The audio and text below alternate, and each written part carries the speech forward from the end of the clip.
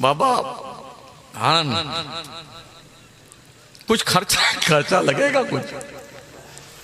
तो क्या लगेगा बाबा? क्या बंदर का नाखून, भालू के मोछ का बाल, शेर के सीने की हड्डी, हिरन का नाफा? उसके बाप ने कभी सुना नहीं होगा नाम।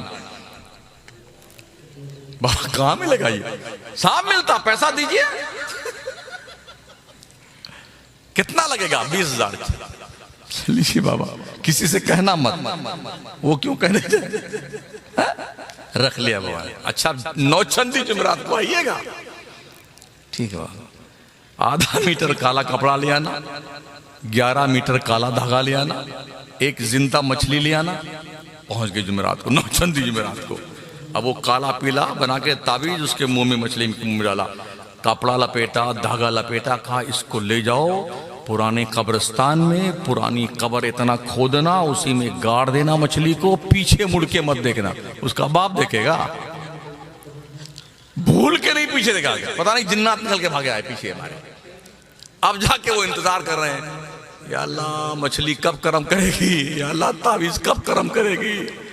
अब कर्म हो चाहे ना हो, बाबा का तो हिसाब किताब बन गया 20,000 का। जाओ ठेंगा। तावीज से कोई भला होता, बाबा पागल है तुम्हारी तावीज बनाएगा? वो अपनी बनाएगा। गुड्डू की, बबलू की, चमक की, लहक की, मंतशा की, वो तो इज्जो की, बेगम की, पूरे खानदान की खुद ने तावीज बनाएगा वो। और ये हमारी अल्लाह की बंदियां जो है बहुत, ये भी सुन रही होंगी, सबसे पहले ही भागती बाबा के पीछे। हाँ, अगर ये न जाए तो बाबा की दुकान बंद। अरे कुछ नहीं सुनता, तेरा भला नहीं होता ना। अरे तू मुसल्ला उठा के वजू करके देख ना, अल्लाह की दहलीज पे सर झुका देख, तेरा रब तेरा कितना इस्तकबाल करता है।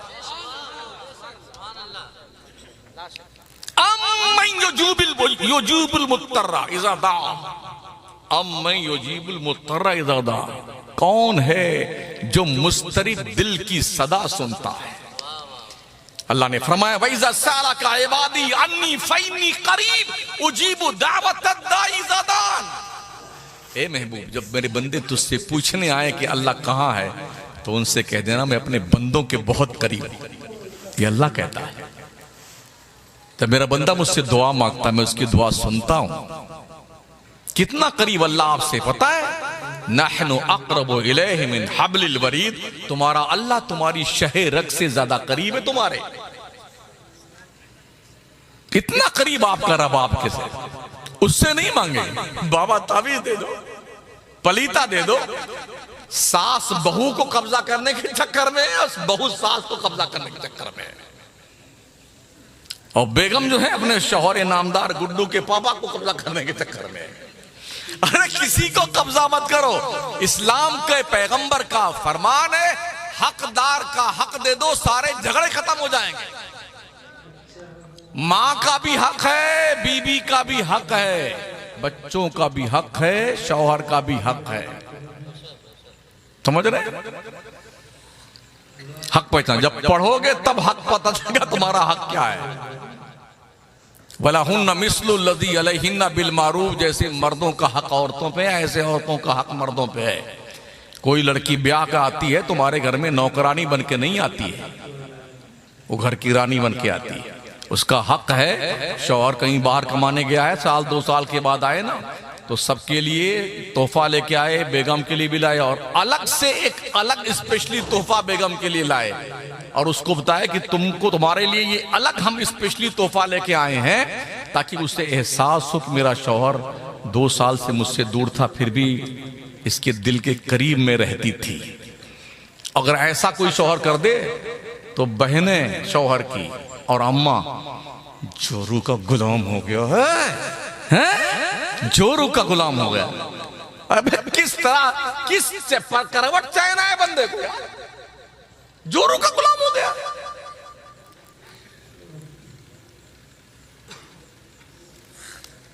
शादी हो गई, अल्लाह ने करम किया, कोई उम्मीद लगी कि अंदर कुछ है पेट में। हा। तो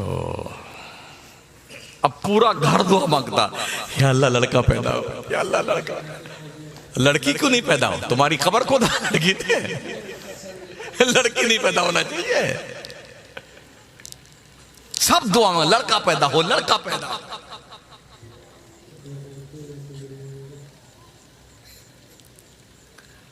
अगर पता चल गया अंदर गुड्डू हैं तो पैदा होने से पहले लड्डू बन जाता है।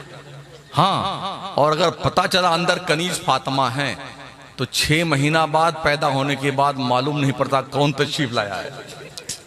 जब पूछेंगे सर वो अब सुना था आपके घर में कोई नया मेहमान आने, हाँ वो कनीज फातिमा पैदा, 100 जूता पड़ा हुआ मरदूद के चेहरे पे। हाँ यूं करता है वो। अगर किसी औरत के लगातार 3 लड़कियां 2-4 लड़कियां पैदा हो गई तो अब पूरा खानदान, अरे नक्कटी कहां से आ गई थी, मर नहीं जाती, लड़की लड़की पैदा करती है। वो लो और साहब, तो लड़की लड़का औरत देती है क्या? अल्लाह से पूछो। अल्लाह फरमाता यह बोले मैया शाओ इनासा व यह बोले मैया शाओ ज़ुकूर और युज़व्विजुहुम ज़ुकराना व इनासा व यजअलु मैया शाओ अकीमा। अल्लाह जिसे चाहता लड़का देता है, जिसे चाहता लड़की देता है, जिसे चाहता दोनों देता है, जिसे चाहता कुछ नहीं देता है। हमने कितने करोड़पतियों को देखा है, लंदन, अमेरिका, बरतानिया, खूब दवा कर लिए, बुढ़ा गया। अरे अल्लाह कोई कानी कूनी दे दे, नहीं देना नहीं देना। और ऐसे भी देखे हैं घर में खाने के लिए नहीं, रोटी है तो चटनी नहीं, चड्डी है तो बनियाइन नहीं, हम 2 हमारे 15, चिंकी पिंकी लेक महक, हाँ गुड्डू मंतशा, ले रोटी खा रहे हैं, दोनों नली चालू है, उसी के साथ वो भी चला मस्का बरून बन करके सब पल जाते हैं। अल्लाह क्या तेरी शान है। अरबपति दुआ मांग करके मरा जा रहा है, दवा करके, नहीं देना तो नहीं देना। और अल्लाह करम फरमाए तो एकदम मंगता और फकीर के यहाँ 10-10, 15-15 चिंटू पिंडू तशरीफ ले आते हैं और सब पल जाते हैं। ये रब की शान करीमी है। इल्म हासिल करो, बड़ों की इज्जत करो, छोटों से प्यार करो, जिंदगी में निखार पैदा करो। माओ बहनों तुम भी इस्लाम के दायरे में रहो, कव्वाली मत सुनो, नाच गाने मत देखो, मोबाइल की दादी अम्मा को मत देखा करो, बच्चों को तालीम दो, पढ़ाओ। अल्लाह के पैगंबर फरमाते हैं मैदान जंग में मुजाहिद को तलवार देने से ज्यादा बेहतर है किसी तालिबे इल्म को टूटा हुआ कलम दे दिया जाए। जिस वक्त मेरे पैगंबर ने नबूवत का ऐलान फरमाया था, पूरे हिजाज में 17 इंसान लिखना जानते थे, और जब आखिरी खुतबा दिया है तो 1,24,000 इंसानों के हाथ में इस्लाम के पैगंबर ने कलम थमा दिया था। ये तालीमी इनकलाब है, तालीमी। आखिरी बात सुन लें, नमाज पढ़ लो, ये किसी नोमनी को नहीं मिलेगी। एक दिन हजरत अबू हुरैरा सरकार के साथ निकले मदीने की आबादी से बाहर, एक कब्र थी किनारे। तो हुजूर ने कहा अबू हुरैरा ये कब्र देख रहे हो? कहाँ देख रहा हूँ हुजूर। कहा जब से इसका इंतकाल हुआ रोज अल्लाह से रिक्वेस्ट करता या अल्लाह एक बार फिर से दुनिया में भेज दे 2 रकात नमाज पढ़ाने के लिए। मगर अबू हुरैरा क़यामत तक इसे दोबारा दुनिया में जाने नहीं दिया जाएगा। अभी तो आप मरे नहीं हैं। क्या नाम गांव का? मोहम्मदपुर। हाँ, मोहम्मदपुर और कुर्बो जवार के लोगों, अभी तो हम और आप मरे नहीं है ना। 2 रकात नहीं 200 रकात पढ़ सकते हैं। मरने के बाद अय काश एक बार अल्लाह फिर से दुनिया भेजे 2 रकात पढ़ने के लिए, मगर वो सिर्फ अय काश रहता है, समझ रहे हो? कभी नहीं मुराद पूरी होगी। मगर नमाज अभी हम पढ़ सकते हैं। कहीं ऐसा ना हो कि जब तुम पढ़ने के लायक ना रहो और तुम पढ़ना चाहो तो पढ़ ना पाओ। अभी हम मस्जिदों में कुर्सियां रखी हुई नहीं रखी हैं। बड़े बड़े शहरों में बहुत कुर्सियां मस्जिदों में, हरमैन तैयबैन में, मक्का मदीना में हजार कुर्सी है। 1.5 कुंटल का आदमी यूं आता है,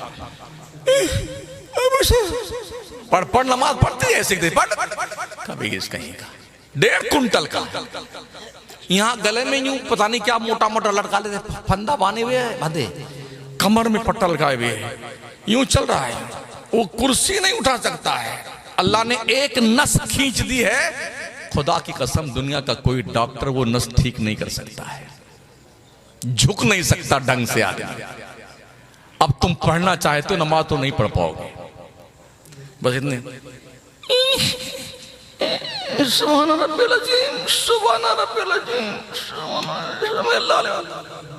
यही करोगे। इससे पहले कि ये दिन आए तुम्हारे, अल्लाह से तौबा कर लो। ओ सोने वाले रब को सजदा करके सो, क्या खबर उठे ना उठे सुबह को। सोता तो हर कोई है, सुबह किसी किसी की होती है। जानते हैं क्या मीठा है, खट्टा है, नमक ज्यादा है, मिर्ची तेज हो गई। कैसे जाना हमने? चख करके, आंख से देख के जानते हैं। भैंस है, गधा है, कुत्ता है, इंसान है, गोरा है, काला है, आंख से हमने जाना। कान से हम सुन के जानते हैं, बांसुरी की आवाज है कि ढोल की है, हारमोनियम की है कि टुनटुनिया की है, शायर अहले सुन्नत की है या खतीब खूंखार की है। कैसे जाना हमने? कान से सुन करके, सूंघ करके जाना हमने। बेला है कि चमेली है, जन्नतुल फिरदौस है या माला है। किसी चीज की खुशबू और बदबू का एहसास हमें नाक के जरिए से होता है। गर्म है कि ठंडा है, हम छू करके जानते हैं, लम्स के जरिए से। आंख जो हम देख रहे हैं ना, इस आंख में कुदरत ने एक छोटा सा लेंस बिठाया हुआ है। चर्बी की एक बोटी है, अल्लाह चाहे तो गोश्त के एक लोथड़े से दुनिया को दिखा देता है। हम कान से सुनते हैं, क्या इसमें कोई मशीन लगी हुई है? जी नहीं, एक हड्डी है, उसी से हम सुनते हैं। नाक का जो मशाम है, ये जो यहां से थोड़ा कुरकुरी नहीं आती, यहां पे थोड़ी मजबूत हड्डी, यहां पर एक फंक्शन रब ने जो है पैदा किया हुआ है, उसके जरिए से ही हम इम्तियाज किया करते हैं। पता ये चला बजाते खुद ये चीजें हम किसी चीज को देख कर नहीं जान पाते हैं। आंख जब किसी चीज को देखती है तो फौरन देख करके अक्ल को अप्लाई करती है, हमने क्या देखा है। तवज्जो रखिए मेरी तरफ। आंख का काम सिर्फ देखना है, डिसीजन देना नहीं। जैसे आंख ने किसी चीज को देखा, फौरन उसने दिमाग को अपील किया, हमने क्या देखा है। दिमाग ने दिल से पूछा, इसलिए कि दिल पूरी बॉडी का मॉनिटर है। ये सारी प्रक्रिया एक पल में होती है। किसी चीज को देखकर फौरन आप यार नीला है, काला है, पीला है, जबकि आंख देख करके दिमाग से पूछती है, दिमाग दिल से पूछता है, दोनों का आपस में समझौता होता, वो डिसीजन देते हैं। मगर बड़ी ही सुबुक रवि के साथ ये प्रक्रिया होती है, तो हम जानते हैं हाँ यार ये फला चीज हमने देखी है। ऐसे कान कोई चीज सुनता है ना, कान फैसला नहीं करता, इसका काम सिर्फ सुनना है। सुन करके अपील करना है दिमाग को, हमने क्या सुना है, ढोलक की आवाज है कि हारमोनियम की आवाज है, तोता है कि मैना की आवाज है। दिमाग और दिल फैसला करते हैं। जबान का काम सिर्फ चखना है, चख करके वो दिमाग और दिल को अपील करती है। फिर दिमाग और दिल आपस में फैसला करके बताते हैं क्या है ये। हाथ से छू के हम जानते हैं। ये सोर्स ऑफ नॉलेज है, ज्ञान के स्रोत। मगर अक्ल की बुनियाद पर हम अक्सर धोखा खाते हैं। क्या ऐसा नहीं होता है? बुखार बहुत ज्यादा हो किसी आदमी को और उसे मीठा दूध पीने को दीजिए, तब भी उसे वो दूध कड़वा लगता है, तो क्या वो दूध कड़वा है? जी नहीं, दूध नहीं कड़वा है, उसकी जबान का जायका कड़वा हो गया है। ऐसे ही कभी आप रेल पे बैठिए ना, ट्रेन पे, और ट्रेन बिल्कुल बस्ती से लेकर के अयोध्या की तरफ या लखनऊ की तरफ भागी जा रही है। साइड में आप देखेंगे तो सारे पेड़, ट्रेन की तो आपकी यूं भाग रही है और सारे पेड़ इस तरफ भाग रहे हैं। नहीं भागते हैं? खेत, भेड़, बकरी, भैंस, कुत्ता, बिल्ली सब इधर भाग रहे हैं, तो क्या वाकई में भागते हैं? नजर का धोखा है। निगाह गलती करती है, हवास गलती करते हैं, अकल गलती करती है। अगर अकल गलती ना करे तो अकलमंदों में इख्तिलाफ नहीं होता। हालांकि इख्तिलाफ सबसे ज्यादा अकलमंदों ही में होता है। अब आइए देखिए, गलती कौन नहीं करता है? गलती वो नहीं करता जिसे नबी कहते हैं, जिसे रसूल कहते हैं। इसलिए कि हवास के मोहताज नहीं होते हैं, जबान इनकी होती है, बात खुदा की हुआ करती है। कान इनका होता है, समात खुदा की होती है। आंखें इनकी होती हैं, देखता उन आंखों से खुदा है। और हाथ इनके होते हैं, पकड़ते उनके हाथ में जो ताकत होती है वो खुदा की ताकत होती है। पता ये चला हवास गलती करते हैं, अकल गलती करती है, पैगंबर गलती नहीं करता है। अब अगर कोई शख्स पैगंबर में गलती निकालने लग जाए तो समझ जाओ इसके दिमाग का स्क्रू ढीला हो गया है।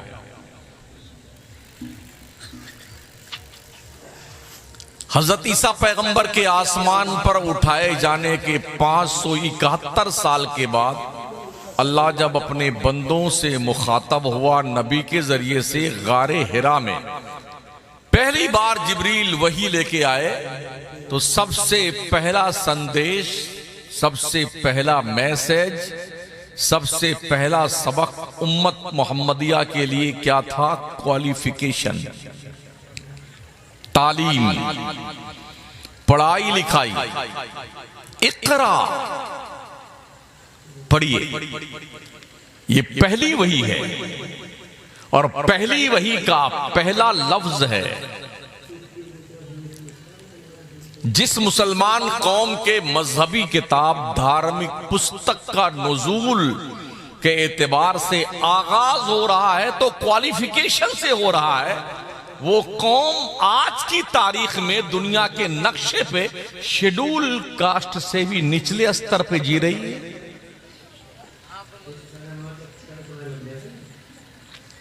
सचर कमेटी की रिपोर्ट हो, मंडल आयोग की रिपोर्ट हो या कोई भी, जितनी रिपोर्टें हैं वो यही बताती हैं कि मुसलमान तालीमी मैदान में दुनिया की हर कौम से नीचे है, यहां तक शेड्यूल कास्ट से भी नीचे है। क्योंकि मुसलमान पढ़ता नहीं आज की तारीख। जब तक हम पढ़ते थे ना, दुनिया के तीन बर्रे आजम पर हमने हुकूमत की है। इल्म था कहां दुनिया के पास में? इल्म तो मुसलमानों के पास था। यूरोप का अंग्रेज, ईसाई जब गूंगा, बहरा, अंधा बनकर के तालीम के मैदान में जंगल में पागलों की तरह फिरता था ना, उस वक्त करतबा की जामे मस्जिद के मदरसे में दुनिया के सबसे बेहतर उलूम को फरोग देने का काम मुसलमान कर रहा था। फिर यूरोप के लोगों ने अपने बच्चों का एडमिशन करवाया मदरसों में। आज मदरसे में कौन पढ़ने आता? एकदम घटिया 3rd क्लास का बच्चा जो कहीं नहीं चलता है वो मदरसे में चलाया जाता है। हाँ, यहां तक कि अगर किसी बाप के 3 लड़के पैदा हो जाएं, पहला वाला बहुत खूबसूरत है तो दोनों बहुत खुश होंगे, इंशाअल्लाह इसे डॉक्टर बनाएंगे। दूसरा थोड़ा उससे कुछ कम अच्छा पैदा हुआ तो इंशाअल्लाह इसे इंजीनियर बनाएंगे। तीसरा उससे कुछ हल्का पैदा हुआ, इंशाअल्लाह इसे लॉयर बनाएंगे। और चौथा थोड़ा एक आंख छोटी एक बड़ी हो गई ना, इंशाअल्लाह इसे हाफिज जी बनाएंगे। क्या थिंकिंग है लोगों की यार। लूला लंगड़ा हो गया उसे मौलाना बनाएंगे। अरे भाई साहब, ये अच्छा अच्छा माल तो डॉक्टर, इंजीनियर, लॉयर, और ये लंगड़ा बाबा, लूले बाबा और सूरदास और कनवा, ये हाफिज जी बनने के लिए।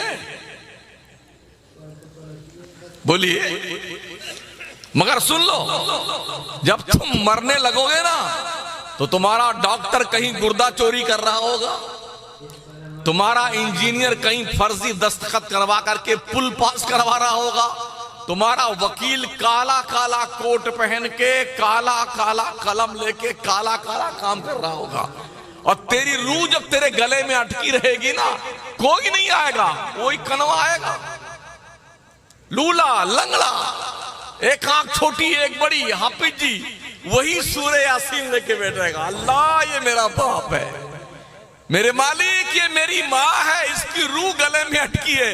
अल्लाह, अगर मौत आई है तो आसानी से रूह निकल जाए, और नहीं आई है तो मेरे परवरदिगार मेरे माँ बाप को वापस शिफा दे दे। होता नहीं है जब यहाँ अटकती है ना, अरे हाफिज जी को बुलाओ ना, हाफिज जी को, अरे सूरे यासीन पढ़वाओ ना, फंसी है यहाँ। कल्ला इज़ा बलगति तराकी वकील मनरा वज़न्न अन्नहुल फिराक वल्तफ़तिस साक़ु बिस्साक़ इला रब्बिका यौम इज़्निल मसाक़। अल्लाह कहता 29वां पारा, हाँ, जब जान गले में अटक जाए तो क्या कहा जाता, अरे किसी पढ़ने वाले को बुलाओ, अपने को बुलाओ, पढ़ा ले ना, डॉक्टर को बुला इंजीनियर को। और ये भी कमाल का मामला है, स्कूल पढ़ने वाले जाने बच्चे जाते हैं ना, अम्मी जान सुबह 4 बजे भोर में उठती हैं, नहलाना, धुलाना, काजल लगाना, सुरमा लगाना, क्रीम पोतना, पाउडर लगाना गुड्डू को, और शूज पहनाना, सॉक्स पहनाना, और पैंट और बुश शर्ट, और जनाबे रहमतुल्लाह अलैह, हाँ जी, सब पहना वहना करके अब जब वो टिफिन बनाया, देसी घी का पराठा, उसी में डबल अंडा, बॉयल किया अलग, फ्राई किया हुआ अलग, चॉकलेट अलग, पैसे अलग। बेटे स्कूल में जो खाने इसको निकाल के खा लेना, अब पैसा भी इसमें हमने रख दिया है, ठीक है। अब जाएंगे गुड्डू को, पापा को जगाएंगे, उठिए ना, स्कूल का वक्त हो गया। वो बेचारा ऐसे आंखें मलता उड़ता है, जल्दी उठाया, मोटरसाइकिल इसी ऑफ करके आ गया स्कूल के सामने। जब मौलवी साहब की बारी आती है कि हाफिज जी पढ़ने जाए, तो ना टिफिन है,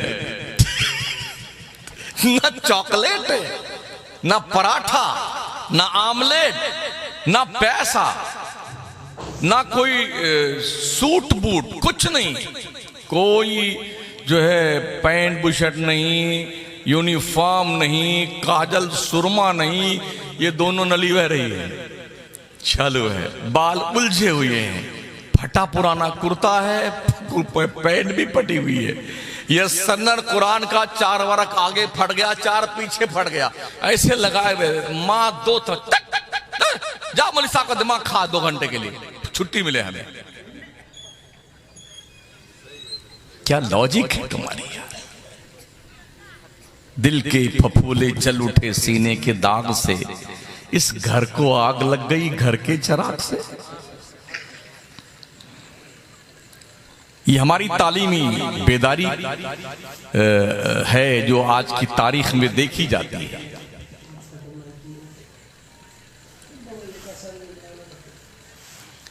प्यारे आका इस्लाम के प्यारे दिन अल्लाह फरमाता, हाँ, जब जान गले में अटक जाए तो कहा जाता है किसी झाड़ फूंक वाले को बुलाइए ना, यासीन पढ़ने वाले को। वकीला मनरा वज़न्ना अन्नहुल फिराक, हर मरने वाला जान लेता कि अब बचे नहीं, अब मारे गए। वल्तफ़तिस साक़ु बिस्साक़, पिंडली पिंडली से मिला दी जाती है।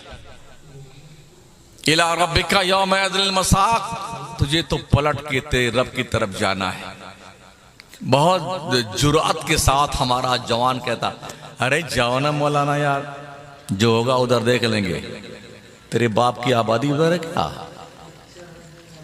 मरने के बाद तो किसी की अगर आंख खुली रह गई ना तो दुनिया के लोग खुली नहीं रहने देते हैं। हाँ बंद कर, बिस्मिल्लाह वाला मिल्लत तेरे से बंद कर। रूह कहां से निकलती पता है आपको? सुन लीजिए, रूह इधर से चलती है, ऊपर को चढ़ती है, यूं आते आते यहां पहुंचती है, यूं करने लगता है, और जब यहां आंखें अटकती है ना, अब गुड्डू भी हैं, गुड़िया भी हैं, लहक भी हैं, चहक भी हैं, महक भी हैं, कोई अनार का जूस ले खड़ा हुआ है, कोई मौसमी का, इधर डालता इधर निकलता, इधर डालता, अरे अब्बा की आंखें चढ़ गई, अरे अब तक कहां थे जनाब? मरने के वक्त जूस आ रहा है। सब लगे अपने अपने काम में, लेकिन जब यहां पर बंदिश हो गई ना, रूह गले में अटकी, तो अब एक कतरा भी हलक शरीफ के नीचे तशरीफ ले जाने को तैयार नहीं है। फिर रूह जब यहां आती है ना, होंठ फड़फड़ाता है, नाक भी आड़ी टेढ़ी हो जाती है, उसके बाद आंख में आकर के रुक जाती है रूह। वो एक साइड में यूं देखता रहता है, तो क्या अरे इसकी आंखें चल गई यार, इसकी आंखें चढ़ नहीं गई भैया। अल्लाह के पैगंबर ने फरमाया है, हर शख्स मरने से पहले आखिरत की अपनी मंजिल देख लेता है। अगर जन्नती है मरने वाला तो सामने जन्नत का महल लाके रखा जाता है। जब बंदा जन्नत का महल देखता है, यार मुझे यहां जाना है, साहब किसी को याद नहीं करता, सबको भूल गया, किसी को नहीं देखता, यूं तिरछे देखता जन्नत को, यहां जाना मुझे। और अगर जहन्नमी है तो जहन्नम सामने लाया जाता है, अरे अरे मुझे यहां जाना है। अब फिर रूह आंख से निकल जाती है, इसलिए आंख खुली रहती है। रूह आंखों से निकलती है, और फिर साहब अगर मुंह भी खुला रह गया तो मंगाया यूं रसरी उसरी यूं बांधो, नहीं बांधते हैं। अगर यूं टांग रह गई है तो दोनों को यूं यहां बांधो, नाड़ा बांधो यहां, ताकि ऐसे न रह जाए। इस टंकी पे कुछ पत्थर रख दो ताकि फूल के टंकी फूट ना जाए। लेकिन क्या कीजिएगा, अगर गुड्डू दुबई में काम कर रहे हैं तो वो क्या कहेंगे, नहीं दफनाना नहीं आपको को, मैं आ रहा हूं। जिंदा करने आएगा तो अब बेटा अरबाब से छुट्टी लेगा, टिकट निकालेगा फ्लाइट का। अब जितने लोग आए हैं कि भाई फला साहब मर गए यार, 3 घंटा हो गया, कब्र तैयार है, कफन भी आ गया, सब कुछ हो गया, गुड्डू नहीं आया। लोग घर चले गए अपने अपने वापस। अब तो वो स्पेशल और जनाजा रखने के लिए मशीन आ गई है, ताबूत, उसमें ऐसी की तैसी लगी रहती है। हाँ एकदम ठंडा कूल कूल। आप बोलो जिंदगी में अगर बर्फ पर किसी को लिटा दिया जाए तकलीफ होती कि नहीं होती है? तो मुर्दे को इतना कूल कूल तुमने लिटाया, क्या समझते हो इसको आराम मिल रहा है? जनाब तकलीफ हो रही है इससे। 24-24 घंटा मुर्दे को लिटा कर रखते हैं लोग। गुड्डू नहीं आया, गुड्डू नहीं आया। जब गुड्डू आता है ना, आहा पहुंचा सीधे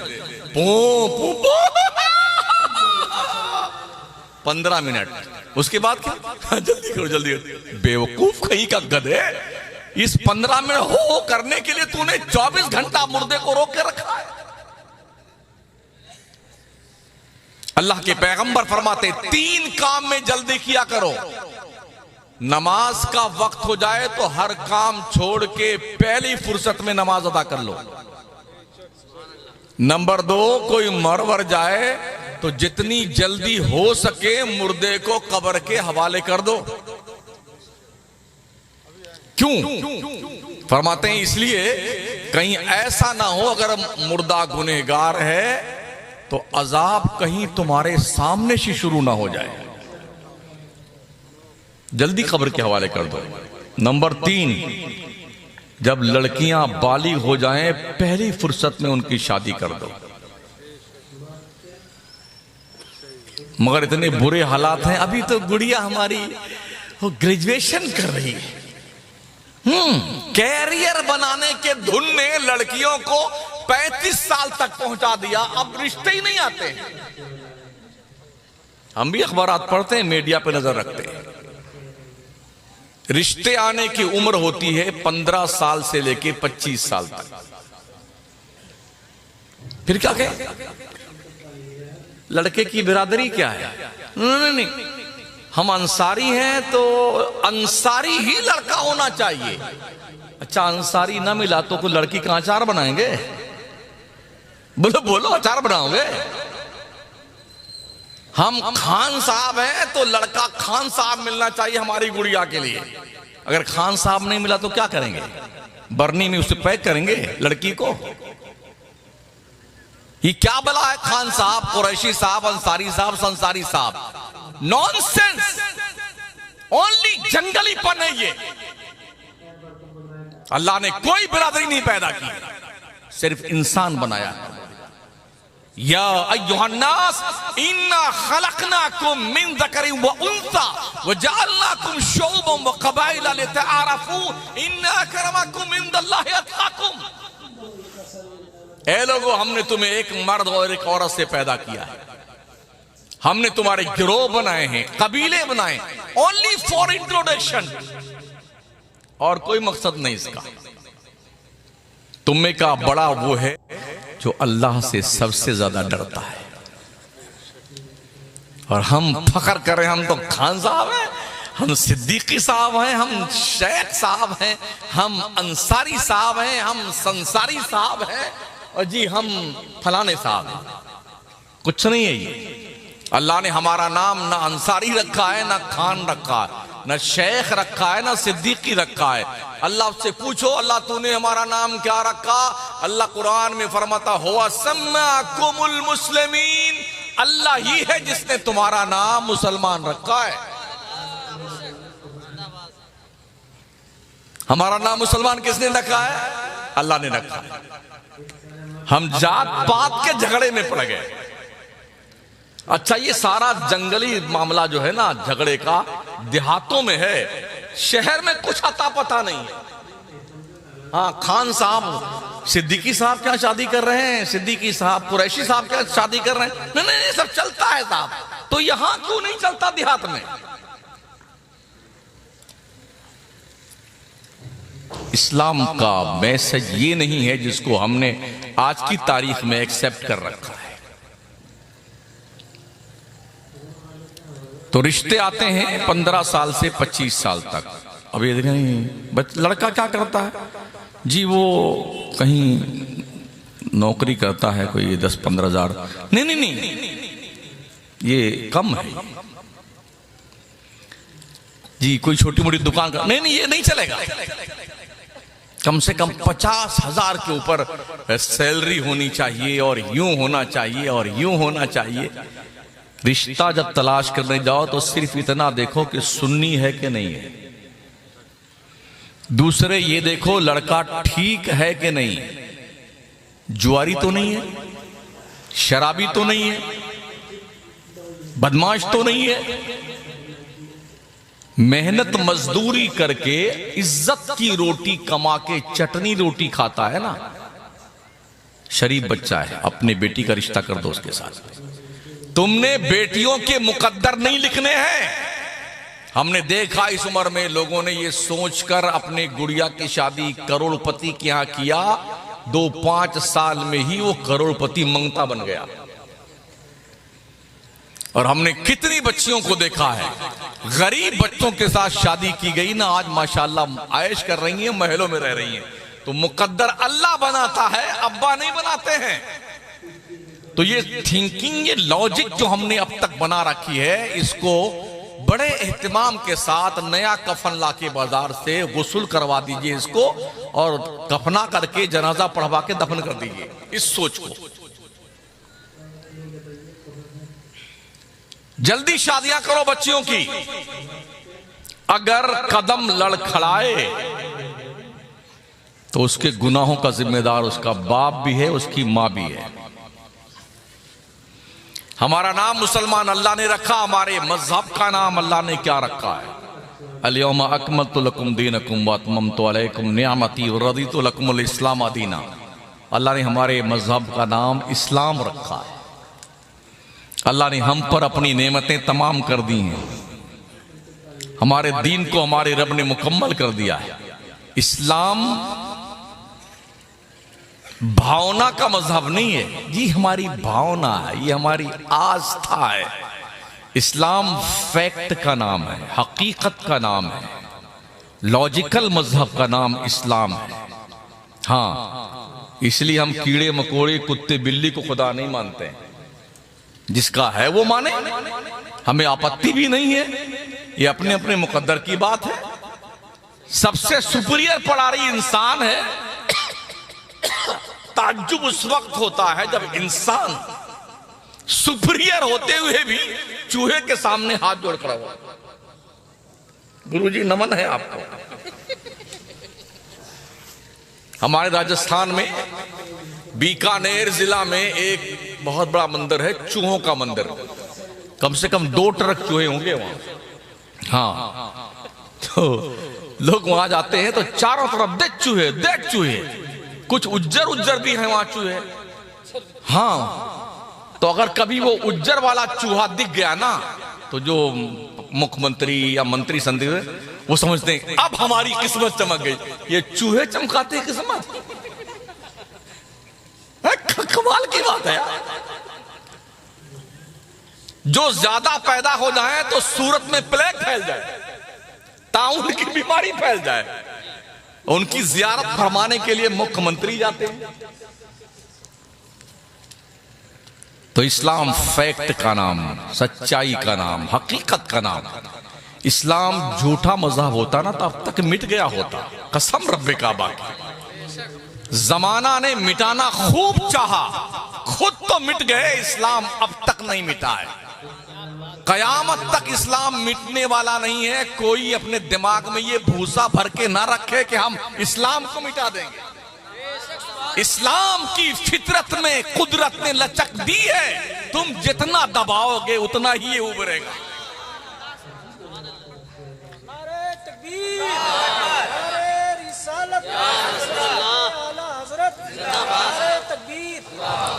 बदर के मैदान में 313 मुसलमान थे, निहत्थे, मगर हुजूर के गुलाम थे। 1000 का लश्कर था, वो भी असलहे से लेस। सोचा था कि बदर के मैदान में मुसलमानों का कीमा बना के खत्म कर देंगे, ना रहेगा बांस, ना रहे बजेगी बांसुरी। मगर दुनिया की निगाहों ने देखा 313 मुसलमानों ने 70 काफिरों को जिल्लत के साथ मारा और 70 को रस्सी में बांध के मदीना लेके आए। गुरूर खाक में मिल गया। जो बड़े शोरमा थे ना मक्के के, उनका चूरमा बना दिया मुसलमानों ने। अबू जहल जैसे इंटरनेशनल गुंडे को छोटे छोटे बट्टों ने पटक के मारा। नबी की गुलामी में वो दम है ना, वक्त का रुस्तम भी आ जाए ना तो गुलाम उससे भी टकरा जाता है।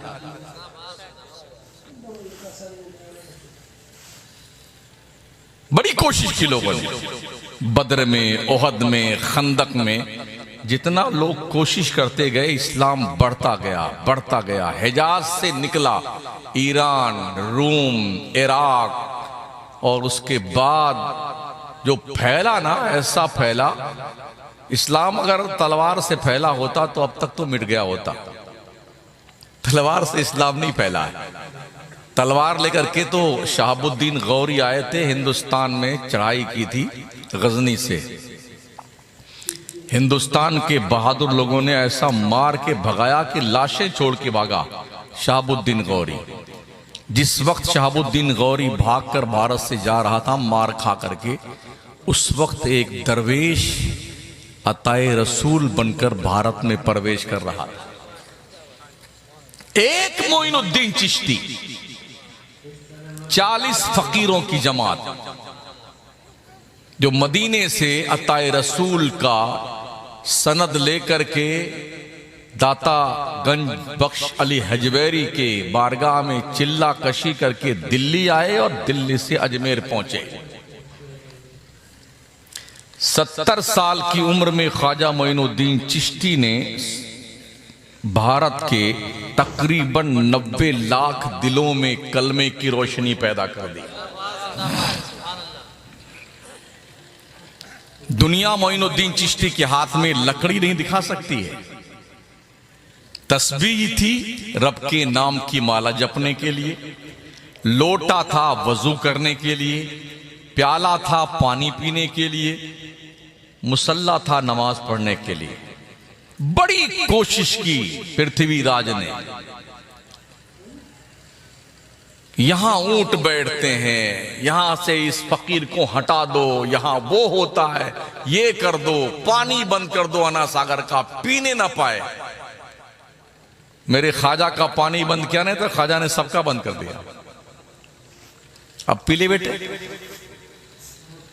तालाब सूख गए, अना सागर सूख गया, कुएं सूख गए, बावड़ी सूख गई। अब जब मरने लगे ना प्यास से, तब ख्वाजा के कदमों में आके माफी मांग रहे हैं। कितना बड़ा प्याला होता है, सब भर गया। रहम करम फरमाया ख्वाजा ने, फिर पानी छोड़ा तो फिर पानी भर गया पूरा चारों तरफ। लेकिन हिंदुस्तान छोड़ के नहीं गए। पृथ्वीराज कहां मरा, उसका कहां पर समाधि, उसकी कुछ अता पता नहीं। उसके किले फिले कहां गए, कुछ अता पता नहीं। ख्वाजा का गुंबद अपनी तमाम तर रानाइयों के साथ तकरीबन 825 साल से भारत के दिल पर अपनी छाप छोड़े हुए है। और हमारे मुल्क के प्रधानमंत्री भी तकरीबन 2014 से लेके अब तक हर साल उर्स में चादर पेश करते हैं प्रधानमंत्री मोदी जी। ख्वाजा असली राजा तो तू ही है, हाँ असली तू ही है। अरे हम नाअहल बन गए, इसलिए हमारे हाथों से हुकूमत चली गई, वरना 800 साल किसको कहते हैं अखंड भारत पर मुसलमानों ने हुकूमत की है। तालीम पे ध्यान नहीं दिया हमारे बादशाहों ने। कोई अपनी बेगम की याद में ताजमहल बना रहे थे, कोई लाल किला बना रहे थे, कोई कुतुब मीनार बना रहे थे, कोई रेड फोर्ट आगरा का बना रहे थे। हाँ, काश इन बादशाहों ने यूनिवर्सिटियां बनाई होती ना, तो आज मुसलमान तालीम के मैदान में इतना निखट्टू नहीं होता। आज मुल्क के तूल अर्ज में बहुत सारी यूनिवर्सिटीज हैं जहां मुस्लिम बच्चियों को हिजाब के साथ एडमिशन देने को कॉलेज तैयार नहीं है। मुसलमान बच्चों का एडमिशन नहीं होता स्कूलों में। हम हैं कि कव्वाली पे करोड़ों रुपए खर्च करेंगे सालाना। वो जुम्मन बाबा का उर्स है, वो नत्थू बाबा का उर्स है, वो गधे राजा का उर्स है, हाँ?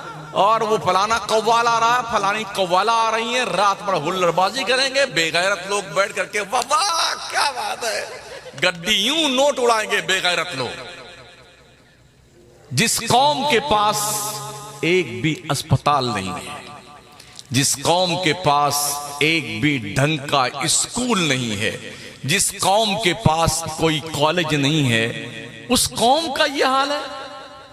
नचनियों पे रुपए लुटाती है वो कौम। शराब पीने वाले कव्वालों को नोटों से लाद कर वापस भेजती है। इनके दिमाग की चूलें हिल जाती हैं, ऐसे डांस करके रुपया नोट लुटाते हैं। क्या इन पैसों के जरिए से हम अपने स्कूल नहीं बना सकते? हुजूर रफीक मिल्लत अल्लामा सैयद नजीब हैदर साहब फरमाते हैं, आधी रोटी खाओ, बच्चों को पढ़ाओ।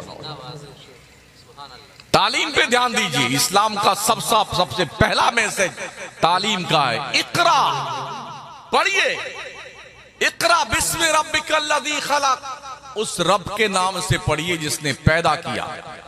खलकल इंसान मिन अलक, इंसान को बनाया खून की फटक से। इकरा व रब्बुकल अकरमुल लज़ी अल्लमा बिल कलम, पढ़िए अपने इज्जत वाले रब के नाम से जिसने पढ़ना लिखना सिखाया कलम के जरिए से। अल्लमा बिल कलम अल्लमल इंसान मा लम यालम, इंसान को वो कुछ सिखाया जो वो नहीं जानता था। अपने बच्चों को मोबाइल की दादी अम्मा मत दो, अपने बच्चों को उनके हाथ में कलम दो। कलम, इस कलम में इतना दम है, अल्लाह फरमाता नून वल कलमी वमा यस्तुरून, कसम है कलम की, कलम जो कुछ भी लिखता है। ये पावर है इस कलम में। साउथ इंडिया के इंसानों के पास कलम की ताकत है, अब तक खाता नहीं खुला है।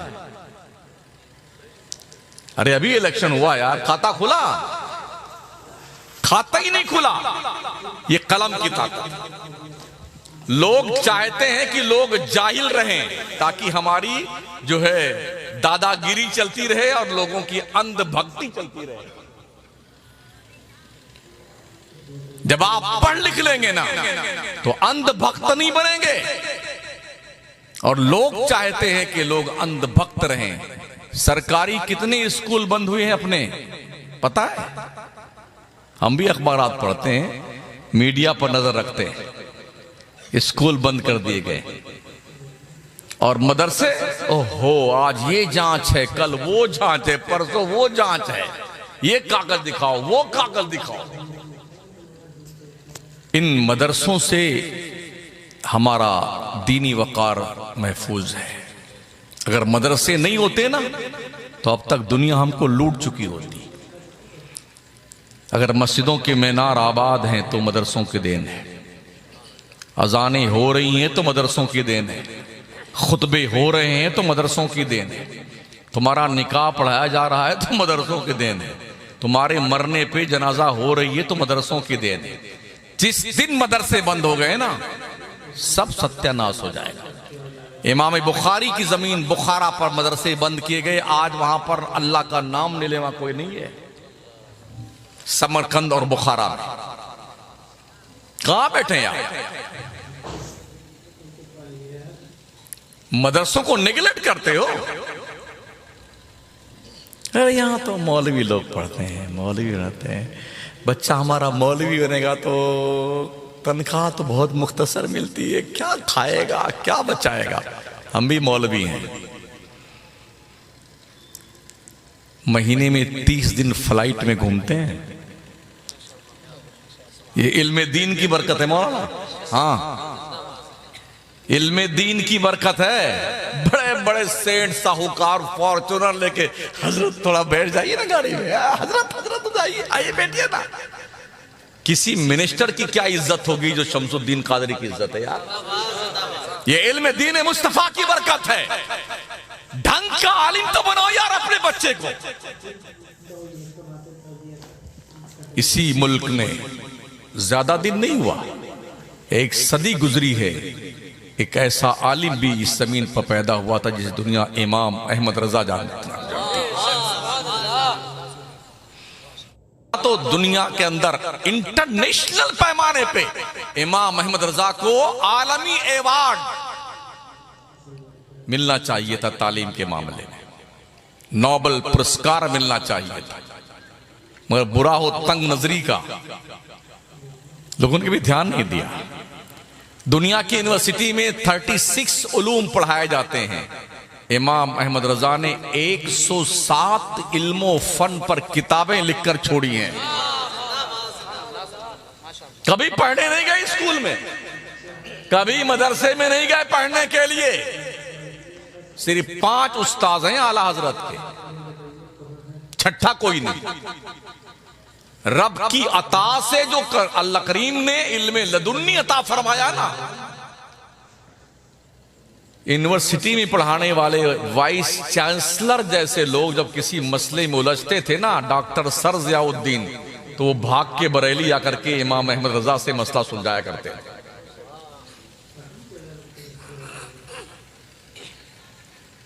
चटाई पर बैठ करके बोरिया नशीनों ने जो काम किया है ना, वो महलों में रहने वाला इंसान क्या काम करेगा। हमने फतेहपुर सीकरी में अकबर बादशाह का किला देखा, फतेहपुर सीकरी का, जहां सलीम चिश्ती का मजार है। गाइड ले गए घुमाने के लिए, कहा यहां पर अकबर की बेगम जोधाबाई यहां आराम फरमाती थी, यहां तुर्की की जो उनकी औरत थी उनका यहां मकान था, यहां पर जो है गंगा का जल पिलाया जाता था, यहां पर वो गाने बजाने वाले बैठते थे, यहां सरंगी बजाने वाले। तेरी ऐसी तैसी अकबर की।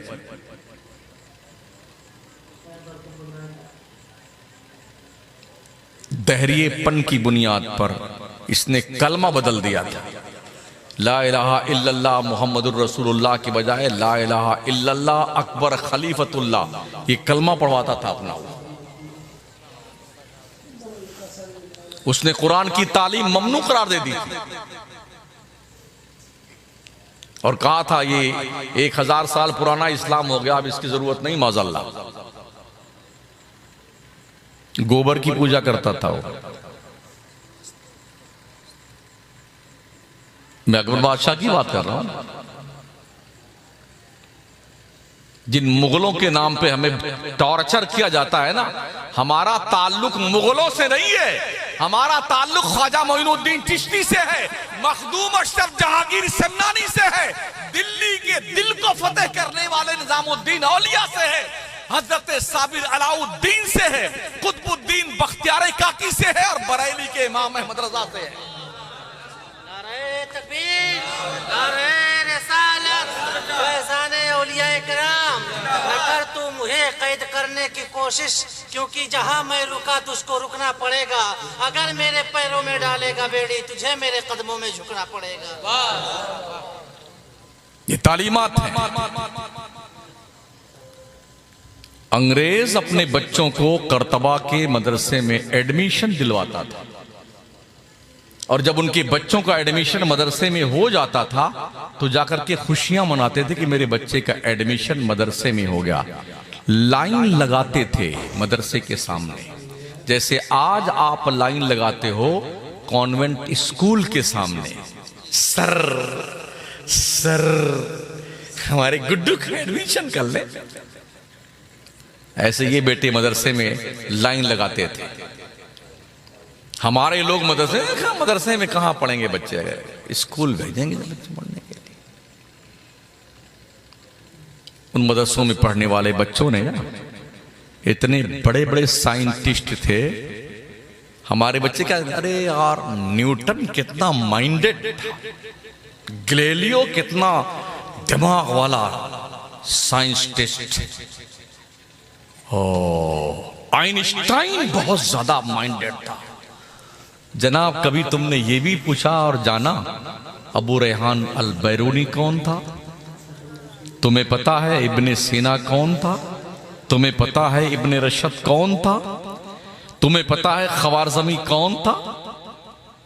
जब मुसलमानों की जमीन यूनान की छीनी गई ना, तो मुसलमानों ने जो रसदगाहें बनाई थीं इल्म फल्कियात का जायजा लेने के लिए, अंग्रेज की औलादों को उसे समझना नहीं आता था, चलाएं कैसे। ये इल्म मुसलमानों के पास था। अब हम सिर्फ ये देखते हैं कि खाना किस होटल में बढ़िया मिलता है। हाँ, तो बंबई से लेकर के और भिवंडी तक दे ढाबा तक दे ढाबा। ये करिश्मा ढाबा है तो फरिश्मा ढाबा, ये फलाना ढाबा। स्पेशली टूर बनाते हैं गाड़ी में बैठ के बंबई वाले, यहां करके जंगल में खाना खा के जाते हैं। हाँ, ये तो पता है कि खाना कहां अच्छा मिलता है, ये नहीं पता है कि तालीम कहां अच्छी मिलती है। दिल्ली की जामा मस्जिद के पास मटिया महल में किताबों की इतनी दुकानें थी कि पूछो मत। किताब की दुकान वालों ने देखा कोई किताब खरीदने वाला नहीं है, सब खाने के चक्कर में पीछे पड़े हैं। दुकानें लोगों ने किताबों की बंद कर दी और चारों तरफ खाने के होटल खुल गए। इतने बड़े बड़े तपेले हैं, पतेलियां हैं, करछुले, चिकन चिल्ली, मटन बर्रा, कोरमा खाइए, आइए। लोग लाइन में कतार है, मेरा नंबर कब आएगा खाने के लिए। आज की तारीख में मुसलमान सिर्फ खा रहा है और टंकी बढ़ा रहा है। ये दो काम है इसके पास में। था जिसे कुरान पढ़ना, गाने गाता है वो आज, और हॉकी खेलता है वो धनी तलवार का। आप नहीं पढ़ते हो, दुनिया जूता बना के पहन लेगी आपको। जितने मिनिस्टर हैं ना मुल्क के, इनके बच्चे झंडा लेके नहीं घूमते गली कूचे में, जिंदाबाद जिंदाबाद, ये मुर्दाबाद, कुछ नहीं। इनके बच्चे कनाडा, जर्मनी, बर्तानिया, यूके, यूएस, इन मुल्कों में पढ़ते हैं कि अब्बा भी मिनिस्टर, बेटा भी मिनिस्टर, अब्बा एमएलए, बेटा एमएलए। आप समझते हैं नहीं, हमको तो धर्म काम में लगा दिया, लेकिन धर्म के काम में यहां का पानी वहां ले जाओ, वहां का पानी वहां ले जाओ। आपका धर्म है, आप जानो भाई साहब, हमें तो कोई आपत्ति नहीं। लेकिन सोचिए, अगर आपने इल्म हासिल नहीं किया तो दुनिया ऐसे भूल भुलैया में आपको डाल देगी कि आपको यह पता नहीं चलने पाएगा कि आपका वजूद कैसा था।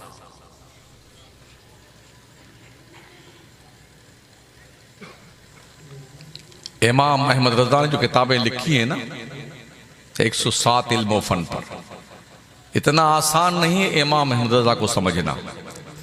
इमाम अहमद रजा को समझने के लिए मुकम्मल दरसे निज़ामी पे उबूर हो और दुनिया की एमएससी तक की तालीम हो, तब इमाम अहमद रजा को पढ़ करके समझा जा सकता है।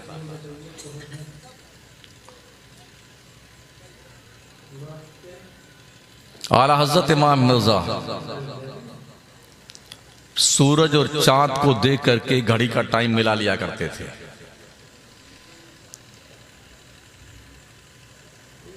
समझ रहे?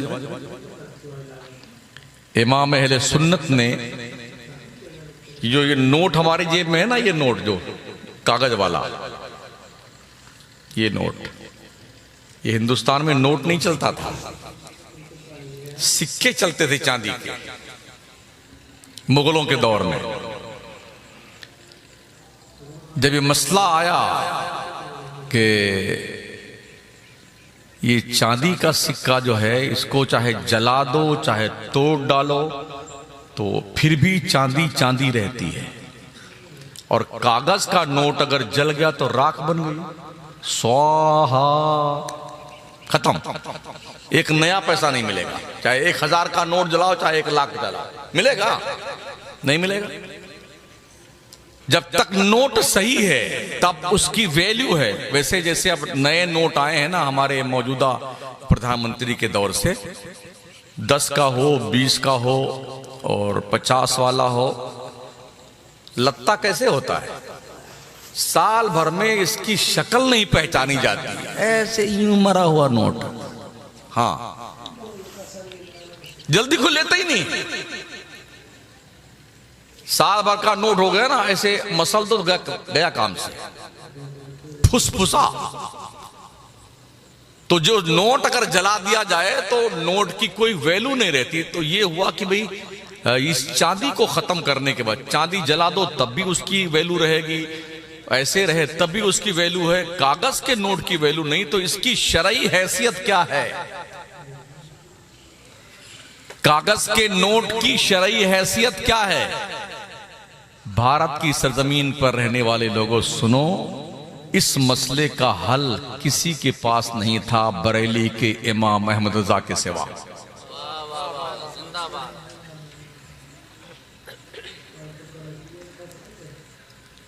अब बाज़ाब्ता तौर पर आला हजरत ने किताब लिखी इस पे, किफलुल फकीहिल फाहिम फी अहकाम क़िरतास दराहिम, और दलाइल के ऐसे अंबार लगाए हैं ना, दुनिया महवे हैरत। कभी स्कूल नहीं पढ़ने गए थे आला हज़रत, कोई उंगली नहीं रह सकती। पूरी दुनिया का साइंसदान क्या कहता है? जमीन चलती है। तो हम लोग अगर जमीन चलती होती तो आज तो हिंदुस्तान में थे, कल पाकिस्तान पहुंच जाते, फिर जमीन चलती बांग्लादेश पहुंच जाते, और चलती तो कनाडा पहुंच जाते, अमेरिका पहुंच जाते, और अमेरिका हिंदुस्तान में आ जाता। इमाम अहले सुन्नत ने बाज़ाब्ता इसके रद्द पर किताबें लिखी। फौजुल मुबीन दर रद्द हरकत जमीन, दलाइल दिए, कुरान के दलाइल, साइंस के दलाइल आला हज़रत ने। वश्शम्सु तजरी लिमुस्तक़र्रि लहा ज़ालिका तक़दीरुल अज़ीज़िल अलीम। ये सूरज चलता है, उसका एक दायरा है जिसमें चलने के लिए कुदरत ने उसे ड्यूटी लगा रखी है। वल क़मरा क़द्दरनाहु मनाज़िल हत्ता आदा कल उर्जुनिल क़दीम। चांद और सूरज की ड्यूटी अलग अलग रब ने मुतय्यन की है। और आगे अल्लाह फरमाता लश्शम्सु तजरी लिमुस्तक़र्रि लहा ज़ालिका। आगे अल्लाह ने फरमाया है चांद की हिम्मत नहीं कि वो सूरज को पकड़ ले, और सूरज की हिम्मत नहीं कि वो चांद को पकड़ ले, जबकि दोनों का मिलाप यूं होता है, ये चांद डूब रहा है, ये सूरज निकल रहा है।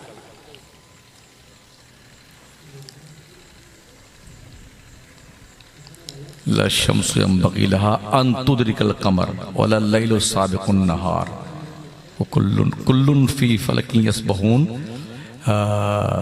ना रात दिन को पकड़ सकती है, ना दिन को रात, दिन रात को पकड़ सकता, ना सूरज चांद को पकड़ सकता, ना चांद सूरज को। ये दलाइल दिया हज़रत ने, और साइंसी उसूल से इस बातिल नजरिए का रद्द फरमाया है कि जमीन नहीं चलती है, सूरज चलता है, सितारे चलते हैं, चांद चलता है, पृथ्वी अपनी जगह कायम है।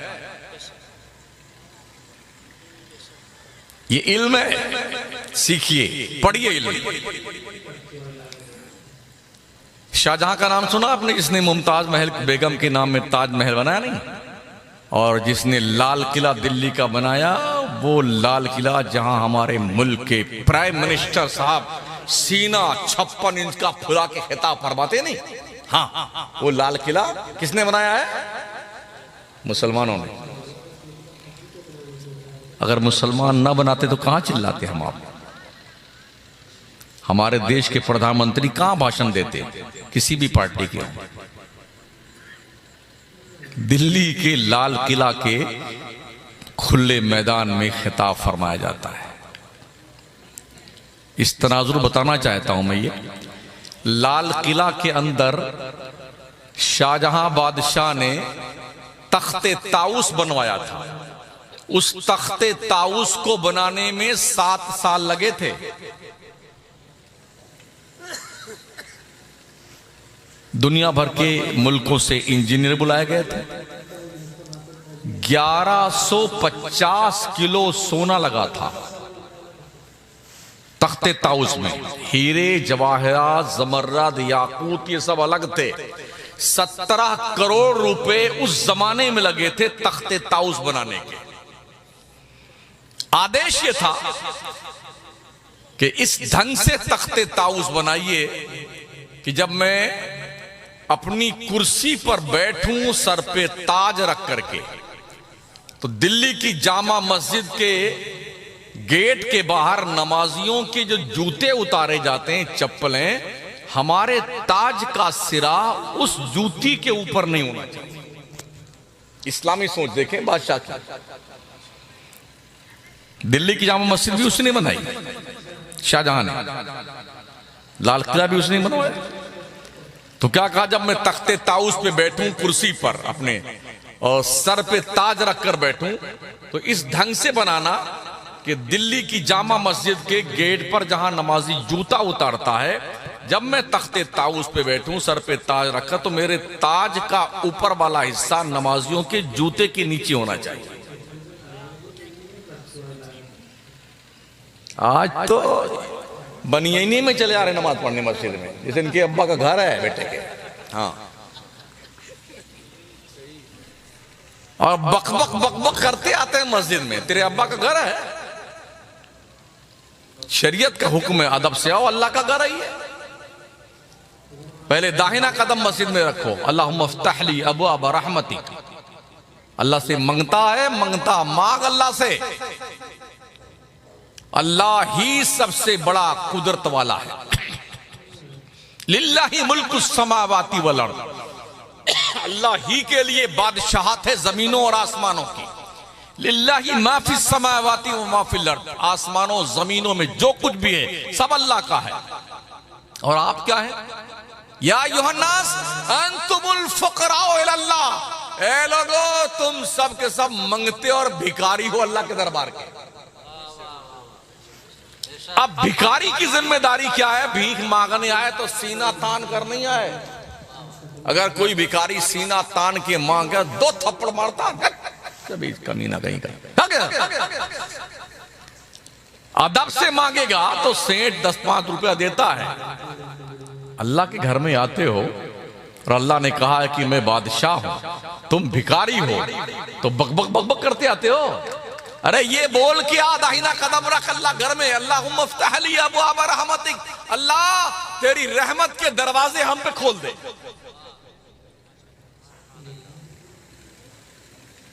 वैसे भी मस्जिद में दुनिया की बात करना हराम है, मगर लोग मस्जिद में बैठ के ही सारा काम निपटाते हैं। खुदा के घर का एहतराम नहीं रहा।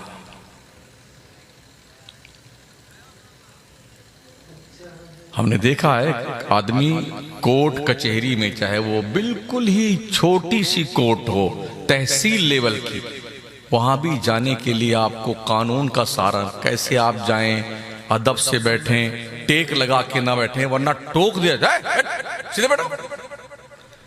जब मामूली से जज के दरबार में जाने का कानून है, तो पूरी दुनिया कायनात का जो सबसे बड़ा सुपीरियर जज है, क्या उस अल्लाह के घर में आने जाने का कोई कानून नहीं है?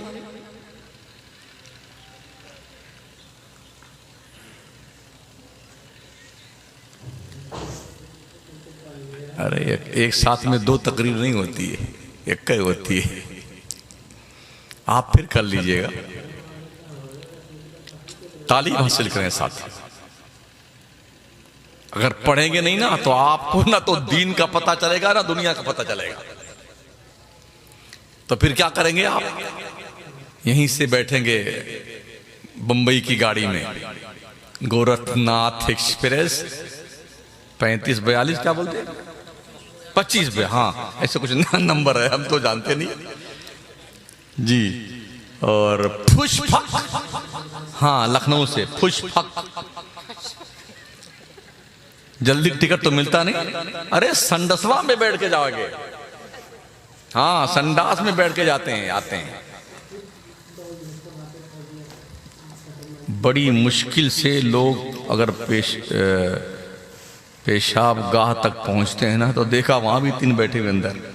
अच्छा उसी में खाते पीते भी हैं, कमाल है यार। उनकी नाक के कुर्बान जाने को जी चाहता है।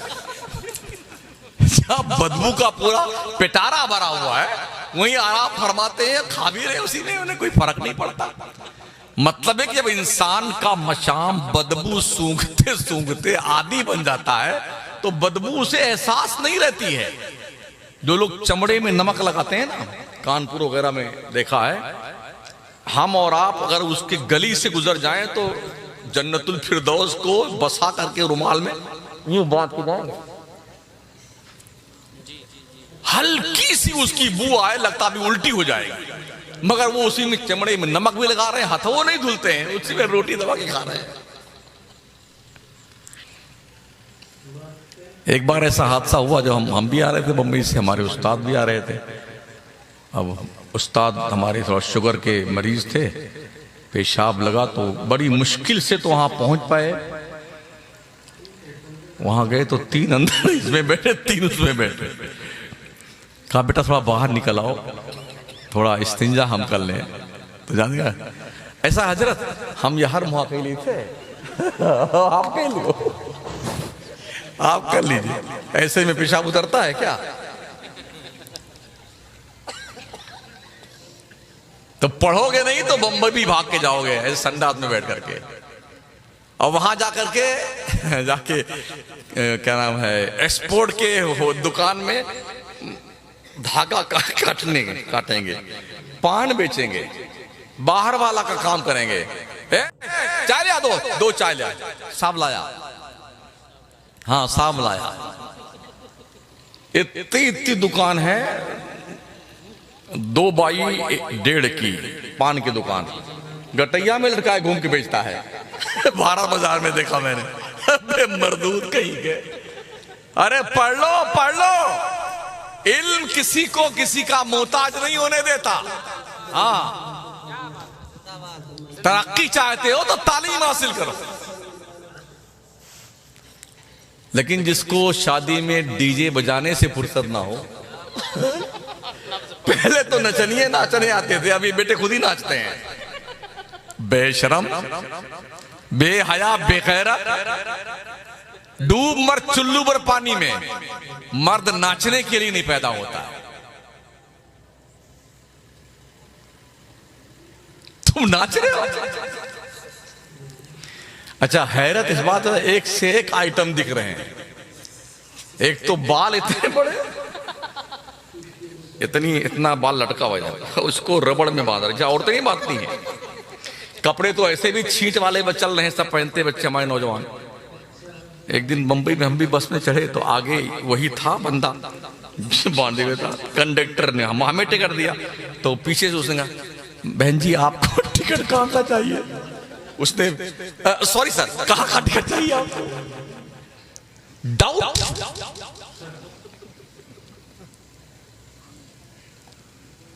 ऐसा चकाचक छील करके, अगर कोई औजार ऐसा मिल जाए कि अंदरवा से घुसा के एक बाल निकाल दे तो सब निकाल देंगे। बोले दाढ़ी रखने में शर्म आती। हाँ, इंशाल्लाह जब बूढ़े होंगे तब रखेंगे गाड़ी। अच्छा, कितने बुढ़ा गए कम बगत। सूखा बंदर कब्र में पैर लटका हुआ है, मजाल है दाढ़ी रखना। हमने जब पूछा, बोले दाढ़ी रखने के तो शादी नहीं होगी। ये सब कुंवारे हैं जो बैठे हुए हैं। बोलिए, अफगानिस्तान में 90% लोग दाढ़ी वाले, क्या उनकी शादियां नहीं होती है? ये शादी दाढ़ी वालों की इज्जत देखें। जो औरत किसी की इज्जत ना करती हो, अगर दाढ़ी वाला दिख जाए ना तो झट से उसे भी पता ये मर्द है, बाकी तो खैरियत नहीं है।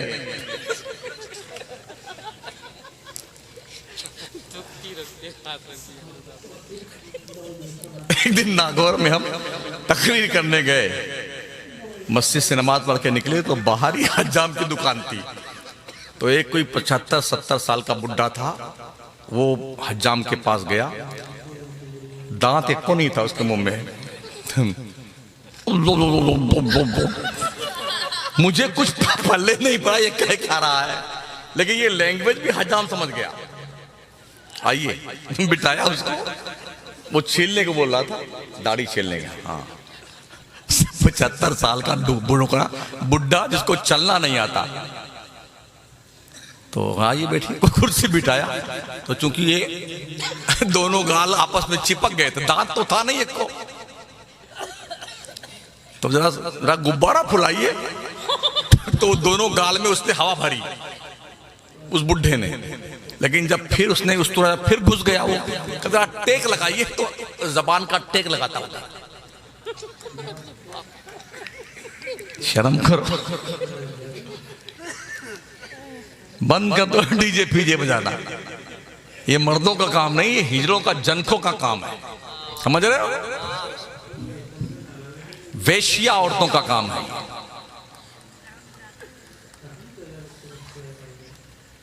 मुसलमान शराब पीने लग गया है।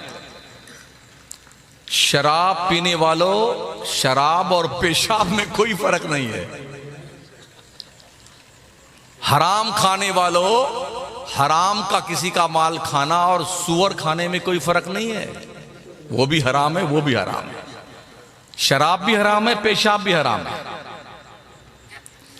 लेकिन सोच देखिए, अगर किसी को कहे कि आप जानवर हैं, तो आदमी लड़ने मरने तैयार हो जाए तो क्या करे?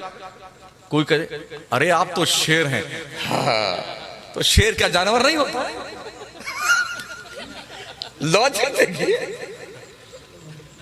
जानवर कहो तो आदमी बहुत गुस्से में हो जाए, मारने मरने पे तामादा हो जाए, और शेर कह दो हाँ, हमको शेर कहा उसने, तो क्या शेर कोई जन्नत की हूर है?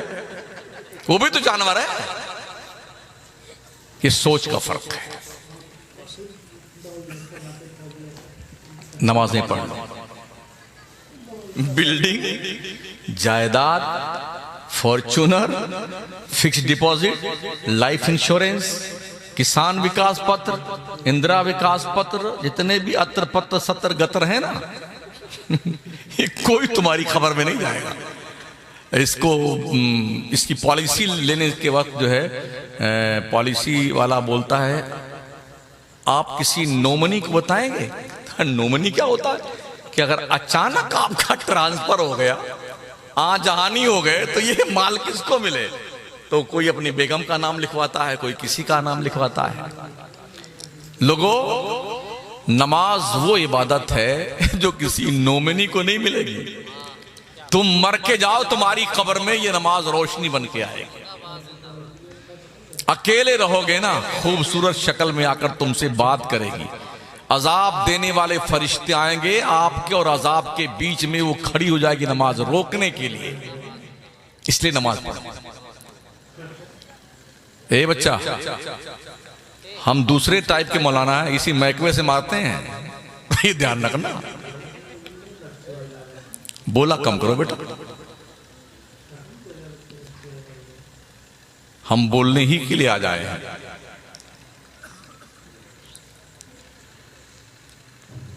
वैसे 1 घंटा 20 मिनट तो हो गया, 10 मिनट और सुन लीजिए, वरना 2 शायर कहेंगे कि हमारा वक्त खा गए मौलाना।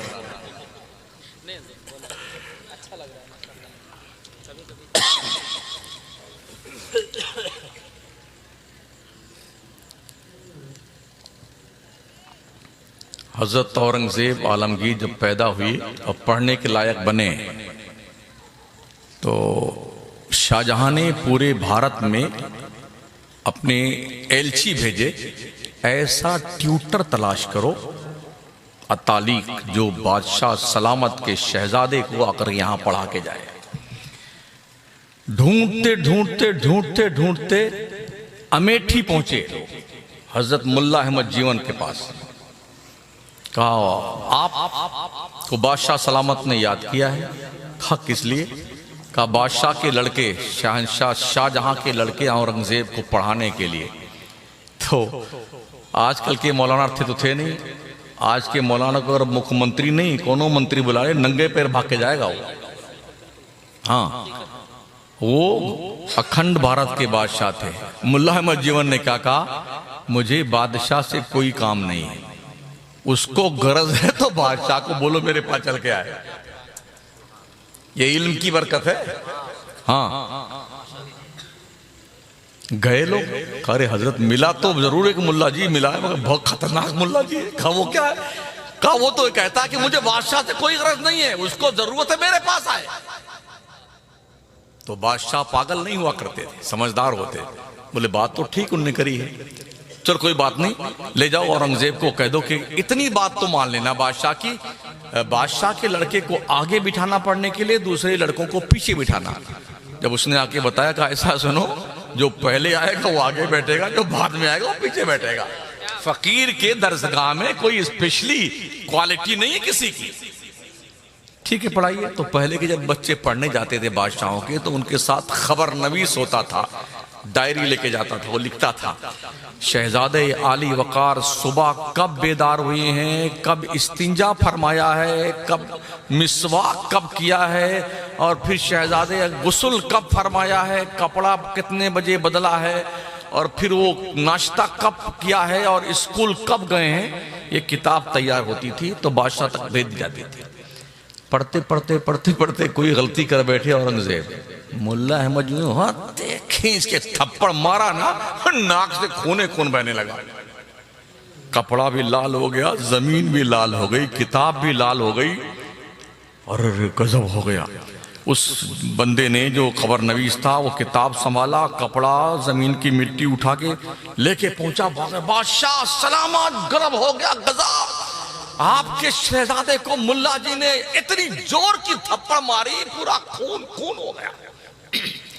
जब ये खबर अंदर पहुंची बेगम लोगों तक, होम मिनिस्टर तक, जी हाँ होम मिनिस्टर वही तो होती है, असली वही है, तो कहा ऐसी सजा दो इस मुल्ला को, कभी किसी बादशाह के शहजादे पे हाथ उठाने की हिम्मत ना हो। कलम दवात मंगवाया, शाहजहां ने लिखा सलाम वगैरह के बाद में कि औरंगजेब आलमगीर को थप्पड़ मारने के बदले में बादशाह की तरफ से अमेठी के इलाके में मुल्ला अहमद जीवन को 1000 बीघा जमीन इनाम में दी जाती है। क्या कोई यहां पर है ऐसा जमींदार जिसके 1000 बीघा जमीन हो? 50 हो ना हजरत? हाँ, हमारे परदादा थे, कई 100 बीघा जमीन थी, अब 25-15 हिस्से, अब आइए 15 हिस्से में, तो 1000 बीघा जमीन। अब वो लेके खताया, हजरत ये लीजिए। हजरत ने पढ़ा, कलम निकाला, उधर पीठ पे लिख दिया, अल्लाह के करम से फकीर के पास बहुत कुछ है, बादशाह के इस टुकड़े की कोई जरूरत नहीं मुझे। इसे कहते हैं, ये इल्म है जो इंसान को बेनियाज करता है बादशाहों से। इल्म नौकरी के लिए नहीं हासिल किया जाता है। अगर कोई इल्म हासिल कर दे, यार क्यों पढ़े जब नौकरी नहीं मिलती है, इल्म की तौहीन नहीं है।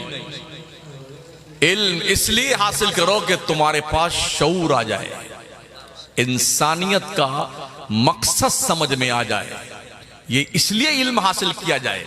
जैसे कि अल इल्म नूर, आका फरमाते इल्म रोशनी है। रोशनी का काम क्या है? ये ट्यूबलाइट रोशन है ना, पूरे माहौल को रोशन किए। आपके पास इल्म होगा तो जिसके पास, जो भी आपके पास बैठेगा, उस इल्म की रोशनी उसे मिलेगी। इल्म को पैसों के तराजू पे मत तौलो, ये तौहीन है इल्म की। आजकल लोग इसीलिए नहीं पढ़ते। यहां बताएं, मुसलमानों के बच्चे तो 14% 12वीं तक जाते जाते ड्रॉप आउट कर जाते हैं। अरे यार चलो बंबई जाकर के कोई काम धाम करेंगे, लेकिन जो पढ़ते हैं वो बहुत आगे बढ़ते हैं।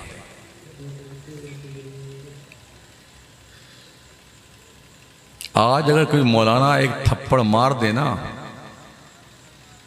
उस बच्चे को जो किसी स्कूल में नहीं चल पाया, तो गुड्डू के पापा तो बाद में आएंगे, होम मिनिस्टर पहले आएंगे। तुम्हारे बाप का खाता है मेरा लड़का, तेरी जुर्रत कैसे ही मेरे बच्चे पे हाथ उठाने की।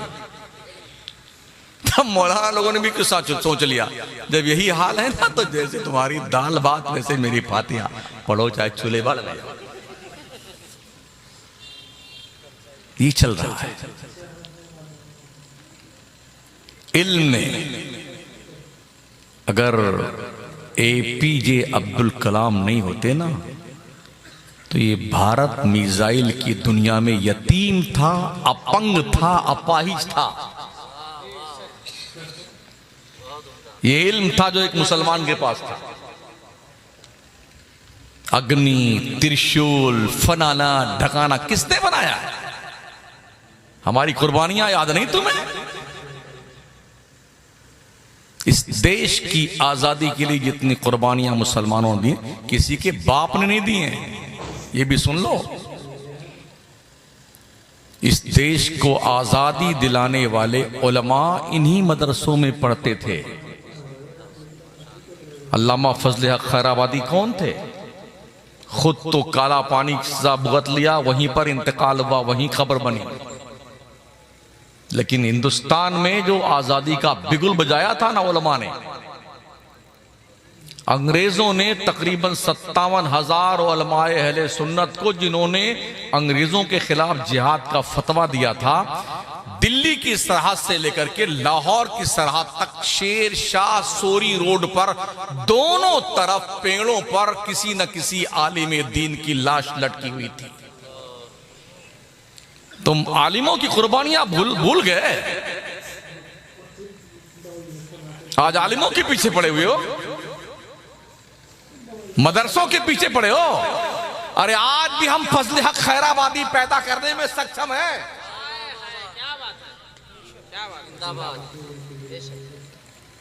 हम कश्मीर से लेके कन्याकुमारी तक भारत के एक एक सेंटीमीटर की जमीन की हिफाजत करना जानते हैं।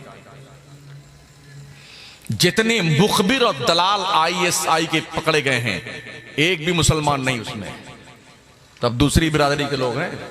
अभी पिछले हफ्ते में पकड़े गए मुखबिर, दलाल, ISI के एजेंट इसी भारत में, एक भी मुसलमान नहीं उसमें। हम पर शुबा करते हो यार। हमारी सोच तो यही, हुब्बुल वतन मिनल ईमान, वतन की मोहब्बत ईमान का हिस्सा है। हाँ, हम पाकिस्तान को भी धूल चटाना जानते हैं अशफाकुल्ला खान बन करके, और चीन की आंखें भी फोड़ना जानते हैं, और बंगाल की सरहद पर भी धूल चटाना जानते हैं। इसलिए हमारे किरदार पर अंगुश नुमाई मत करो, हमें काम करने दो। आज भी हम मदरसे में बच्चे ऐसा पैदा कर सकते हैं जो देश की आजादी के लिए अपने सर को हथेली पे लेके चलने वाले हो। तो नमाज पढ़िए, इसलिए कि नमाज किसी नोमनी को नहीं मिलेगी। हाँ, ये बीच बात में रह गई, बीच में बात रह गई मेरी। शादी ब्याह, जब 35 साल हो गई बच्चे के कैरियर बनाने की धुन में, और जब रिश्ते नहीं आते हैं तो अखबार पढ़िए, लिखा जरूरत रिश्ता का कॉलम होता है, उसमें हेडिंग होती है जरूरत रिश्ता। फला नाम है और पठान है, शेख है, अंसारी है, कुरैशी लड़की है, गेहुआ रंग है, छोटी छोटी आंख है कि मोटी मोटी आंख है, गोरी है कि सांवली है, इतना फिट, इतना इंच कद है उसका, ये डिग्री है, ऐसा रिश्ता है, मतलूब कोई है, तलाश करो चिराग लेके। जब तक रिश्ते आते थे ये निकले, नहीं ये नहीं चलेगा, ये नहीं चलेगा, ये नहीं चलेगा। अब तू नहीं चलेगी कहीं। साउथ इंडिया में जाइए तो लड़की की शादी में लड़की वालों को आधा किलो सोना देना पड़ता है, पाव किलो सोना देना पड़ता। अब तो हमारे प्रधानमंत्री ने ऐलान भी कर दिया है, साल भर सोना मत खरीदना। एक तो ऐसे मुसीबत कम वक्त थी, 1,40,000 का एक तोला हो गया था। ये और नई मुसीबत हमारे लिए आए, खरीदना मत सोना, पाव किलो सोना देने के लिए। लड़कियां 40-40 साल की बैठी हुई, कोई रिश्ता नहीं आ रहा है, कहां से पैसा है? अभी हमारे उत्तर प्रदेश के मगरबी यूपी के एक वीडियो मेरे पास परसों आई है। एक दूल्हे राजा को दुल्हन वालों ने 1 करोड़ 1 लाख कुछ रुपया नकद दिया है और एक BMW दिया, बड़े फखर के साथ ऐलान भी कर रहा बेगैरत, बेशरम कहीं का। कौम की बच्चियां तकरीबन ऑन रिकॉर्ड 36 लाख मुस्लिम बच्चियां मुर्तद होकर के गैरों का शादी कर चुकी हैं। इसलिए कि जिनके लड़के हैं वो अपने लड़कों को कुर्बानी का बकरा बनाए हुए हैं। ये बकरा 5 लाख में बिकेगा, हाँ ये बकरा 6 लाख का है। इस बकरे की कीमत है फटफटिया, 4 व्हीलर देंगे आप तो ये बकरा बिकेगा हमारा। बकरे बेचे जाते हैं। अच्छा ये भी हैरत है सर,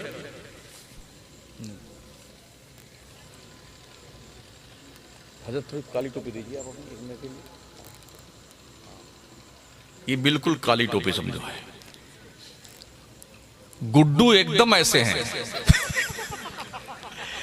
जब उनका रिश्ता ढूंढने जाती, भाभी ऐसे देख रहे, ट्यूबलाइट जले नहीं, ऐसे लड़के देखना, एक आंख यूं फ्यूज है। कह दो उनसे महोदय जी जरा शीशा रख के अपने रुखे ज़ेबा की ज़ियारत फरमा लें आप। कलुआ जो है ना, कलुआ, उसको भी ट्यूबलाइट चाहिए।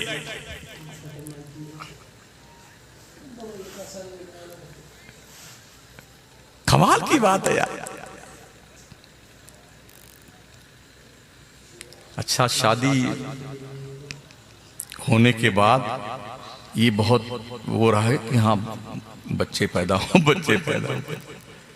अगर किसी औरत के बच्चे नहीं पैदा हुए साल डेढ़ साल, तो पूरी घर की औरतें, बड़ी बूढ़ी, खानदान की, अल्लाह तौबा, लड़के में कमी है कि लड़की में कमी है।